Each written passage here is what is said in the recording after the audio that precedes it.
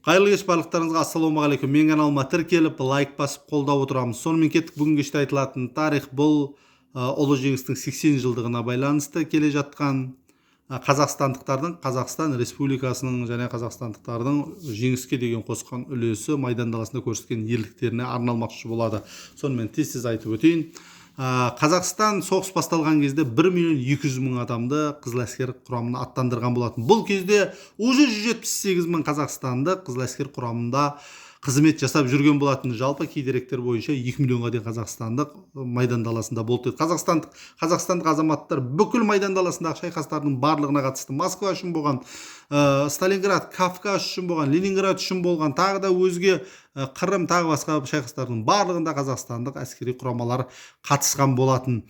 Одан бөлек қазақстандықтар партизан партизандық шайқастарының бәріне қатысқан болатын. Қазақстандықтар әсіресе мынау соғыстың алғашқы жылындағы Брест қамалы үшін болған шайқаста да қазақстандықтар өте көп шайқасқа қатысқан болатын. Деректер бойынша 3.000-ға жуық қазақстандық, сол жерде 1.000-ға жуық кавказдық Брест қамал үшін болған шайқастарға қатысты деп жазады. Соның ішінде аттарын атап айтатын болсақ, политруктың орынбасары Қасым Батталов, кіші сержант Григорий Буянов, әскери фельдшер Владимир Доценко, танкист Қасым Жәрменов, радист Ғаббас Жұматов, взвод командирінің орынбасары Нығмат Ильясов, сержант Куписпай Иманқұлов, политрук Мұртаза Карслиев, пулеметчик Евгений Качанов, автоматчик Сергей Лебедев сияқты азаматтар Брест қамалы үшін болған шайқастарға қатысқан болатын. Тарих ғылымдарының докторы Лейла Ахметова осымен айналысып жүріп, 637 қазақстандық Брест шайқасқа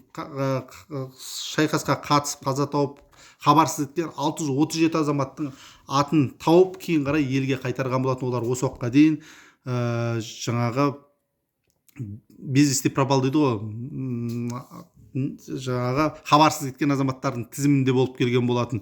Сол кезде бүкіл кеңес үкіметі бойынша 277.000-нің үстінде азаматқа кеңес одағының батыр атағы берілген болатын. Соның ішінде екі азаматқа 4 рет кеңес одағының батыр атағы берілген. Бұл Георгий Константинович Жуков болса, екінші Леонид Ильич Брежнев бәрімізге белгілі. Ал 3 азаматқа 3 мәрте кеңес одағының батыр атағы берілген. Ол белгілі маршал Семен Буденный болатын болса, екеуі летчик болатын, Кожедук пен Покрышкин болатын. Ал 154 адамға 2 мәрте кеңес үкіметінің батыр атағы берілген болатын. Жоғары атағы, оның ішінде 5-еуі түркі халықтарының өкілі болатын. Ахметхан Сұлтан Қырым татары болатын болса, Азия Асланов Әзербайжан халқының өкілі болатын болса, Мұса Керейов башқұрт халқының өкілі болатын болса, әрине бұл жерде де қазақсыз айналып өтпеген Талғат Бегелдинов қазақ халқының өкілі болатын. Алғашқы соғыс айны басталған кезінде көптеген мынау завод фабрикалардың барлығы Ресей және де Украина, Беларусь жеріне салынғандықтан, сол жерлердің бәрі жаудың қол астында қалып қояды да, көшіргенін көшіріп үлгереді, көшірмегендер жаудың қол астында қалып кетеді. Сонда көшірген көптеген жаңағы фабрикалар, заводтар Қазақстанға келіп орналастырылған болатын. Сол кезде Қазақстанда қырғын жұмыс істеу басталып кеткен болатын. Қазақстан экономикасы ең бірінші соғысқа бағытталған болатын, әскерге керек нәрселерді қамтамасыз етуге бағытталған болатын. Сол кезде Қазақстан алдыңғы орында ұстаған болатын. Әсіресе мыс өндіруде, қорғасын өндіруде, висмут өндіруде, молибден өндіруде, полиметалдар өндіруде Қазақстан алдына еш нәрсе салған жоқ. Одан бөлек снарядтар, қару-жарақтар құрастыру жағында да Қазақстан алдыңғы орында ешкімге берген жоқ. Сол кезде производствоға керекті электроэнергияны өндіруде Қазақстан 2 есеге Қазақстан күшін арттырған болатын. Сол кезде 460 керекті завод фабрикалар Қазақстанда салынған болатын. Оның ішінде 142-сі жаңағы жау басып алған өлкелерден көшіріліп келген жаңағы завод фабрикалар болатын. Сол кезде 1941-45 жылдар Қазақстанға 3,6 миллиард рублей бөлінген болатын. Бұл баяғы соғысқа дейінгі бөлінген ақшадан 2 есе көп болатын. Сонымен не керек? Қазақстан 1945 жылдар дейді, бүкіл кеңес үкіметі бойынша мыс өндірудің 30% Қазақстанның еншісінде болса, молибден өндірудің 60% Қазақстанның еншісінде болған, қалған 40% басқа одақтас республикалардың құрамында еншісінде болған. Және қорғасын өндіру 85% Қазақстанның үлесінде болып келді. Себебі барлығымыз білеміз, оқ неден жасалынады? Ол қорғасыннан жасалынады. Әрбір жауға атылған 3-ші оқ Қазақстанның Шымкент қорғасын қорыту зауытында жасалынған болатын. Ал енді одан бөлек ауыл шаруашылығында да Қазақстан алдына жан салған жоқ. Себебі малдың бәрі кімде болатын? Қазақстанда қазақ халқы малмен айналысқан. Еңбектің ішінде ең ауыры мал баққан. Қазақ жақсы айтады, малды мал болып бақпасаң ол мал болмайды дейді. Сондықтан ең ауыр іс-әрекет қанша ашаршылық ұйымдастырып колхоздарға тартып алып тағы басқа қылғанның өзінде де Қазақстанның малы бүкіл кеңес үкіметін алға қарай сүйреп шығуға жеткен болатын. Сол кезде малдың басы 1942 жыл 2 миллионға жеткен болатын. Және жер игеру 1 миллион гектарға жер игеру артық жаңағындай жеткен болатын. Сол кезде 1941-45 жылдардың арасында Қазақстан 5829 мың тонна астық соғысқа жөнелткен, 734 мың тонна ет тағы басқа керекті заттарды, ішіп жем заттарының барлығын соғысқа аттандырған қазақстандық азаматтар болатын. Сол кезде жаңағы әскерге ең керектісіне Москва түбінде болған шайқас деген страшный суық болды. Сол кезде айтады, жаңағы 1941 жылдың 16 ноябрьдің кезінде сол кезде жаңағы соғысқа қатысқан офицерлердің жазуында айтады, түкірген жерге түспей мұзға айналатын дейді. Суықтығы соншалықты.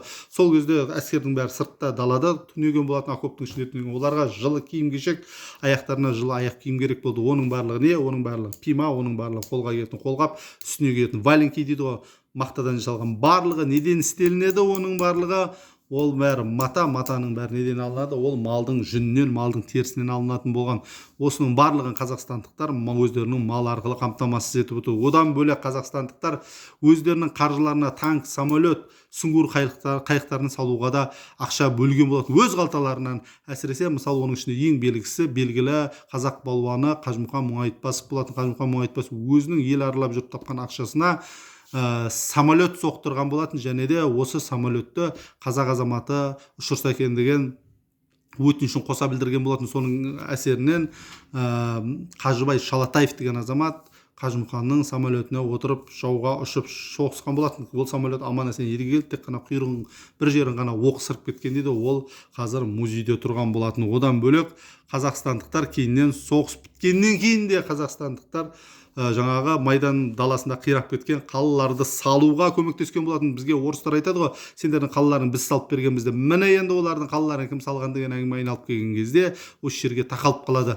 Сол кезде солардың қалаларын көтеруге оларға техника бөлген болатын. 500 мың малдың басын бөлгенде Қазақстан болатын, және өздерінің мамандарын жіберіп қайтадан басына қалаларды нөлден тұрғызуға тура келген. Сол кезде 0,5 миллион малды Қазақстанға алып келген болатын, жаңағы басып алған жерлерден.